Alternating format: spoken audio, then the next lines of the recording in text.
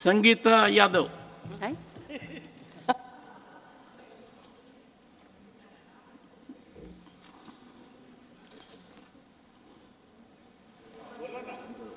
Mic on नहीं है mic कौन है? संगीता जी माइक कौन है?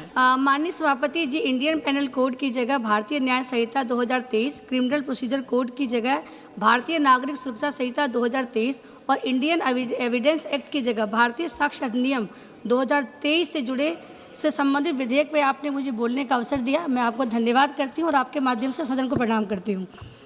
मैं माननीय सभापति जी, मैं बताना चाहती हूँ कि मैंने बीए में पॉलिटिकल साइंस पढ़ी थी और बहुत अच्छे से कॉन्स्टिट्यूशन पढ़ा था।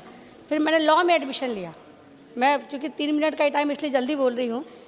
तो लॉ में एडमिशन लिया। जब मैंने 1 सेमेस्टर का एग्ज़ाम पूरा कर लिया तो मैं अपने टीचर से मिलने गई और मैंने पूछा, मैंने कहा इसको तो पढ़ के कहीं से लगता ही नहीं कि हमारा है, और इतना इकोनॉमिक में रोज़ हम चेंज हो रहा है, हर जगह चेंज हो रहा है, हम इसमें क्यों नहीं चेंज कर रहे हैं?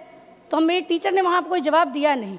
लेकिन अब समझ में आता है कि भाई चेंज करने के लिए बहुत कुछ चाहिए होता है। और मैं उस समय मात्र 20 साल की थी।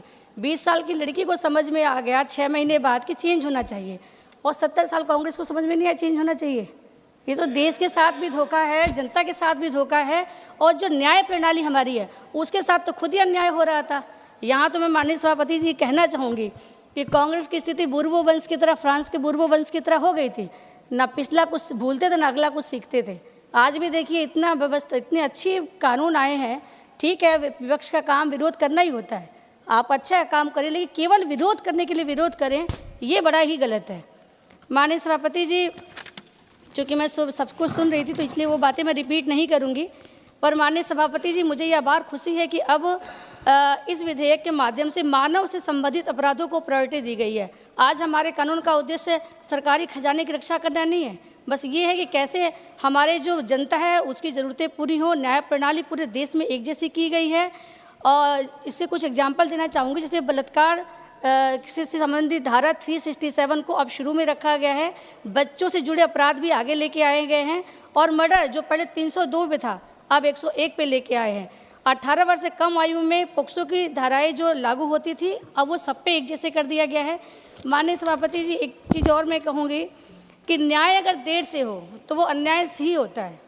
क्योंकि मैं लॉ के स्टूडेंट हूँ और मैंने, इसलिए मैं कहना चाह रही हूँ, उसमें एक छोटी सी कहानी बता के अपनी बात शुरू करूँगी।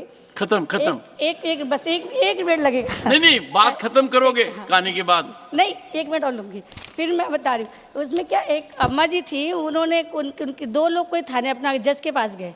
जब निर्णय हो गया तो अम्मा जी के पास जज आया, जज साहब आए, बोले अम्मा ठीक है? बोले हाँ बेटा, तू जा इंस्पेक्टर बन जा। तो अम्मा ने कहा, अरे मैं, जज साहब ने कहा, अरे अम्मा आपको पता है मैं जज हूँ, मैं इंस्पेक्टर से बहुत बड़ा हूँ। तो उन्होंने कहा कि बेटा, जब मेरा मामला थाने गया था तो सच्चों ने कहा था कि अम्मा कुछ देन लेन कर दे, मैं 5 दिन में निपटा दूंगा। तूने 5 साल लगा दिया, तो तुझसे बड़ा तो वो इंस्पेक्टर ही है, इसलिए मैंने तुझे इंस्पेक्टर बनने की आशीर्वाद दिया है। तो इसी में मैं अब ये कहानी दोबारा रिपीट ना हो, इसके लिए बहुत ही अच्छे संशोधन किए गए हैं। अब जैसे अब हम सभी बस एक मिनट, जब हम सभी लोग जनप्रतिनिधि हैं, जब भी हम क्षेत्र में जाते हैं तो लोग हमसे मिलते हैं, मैडम FIR नहीं लिखी जा रही है, मैडम जांच में बार बार अधिकारी चेंज हो जा रहे हैं, मेडिकल हो गया रिपोर्ट नहीं मिल रही है। इन सभी को दूर किया गया है। 3 दिनों के अंदर अब FIR होगी, 14 दिन के अंदर प्रारंभिक जांच पूरी होगी, मेडिकल रिपोर्ट 7 दिन के अंदर देनी होगी, पहली चार्जशीट में केस अगर होता तो 90 दिन के अंदर पूरा करना होगा।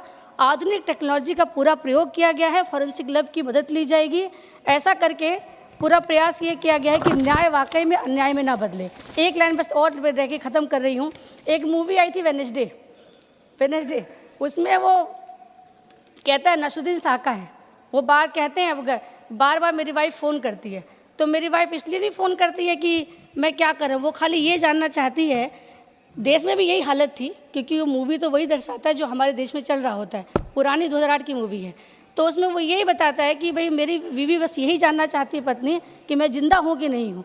तो ये जो आतंकवाद का डर था, ये उसके बारे में चर्चा की गई थी इस मूवी में।